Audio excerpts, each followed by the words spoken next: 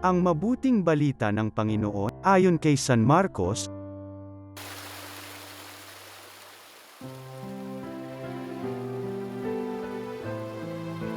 Noong panahong yun, nagsalita si Pedro kay Jesus, "Tingnan po ninyo, iniwan namin ang lahat at kami sumunod sa inyo."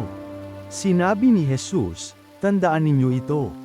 Ang sinumang mag-iwan ng bahay, o mga kapatid, ina, ama, mga anak, mga lupa, dahil sa akin at sa mabuting balita, ay tatanggap ng makasandaang ibayo sa buhay na ito, mga bahay, mga kapatid, mga ina, mga anak, at mga lupa, ngunit may kalakip na pag-uusig.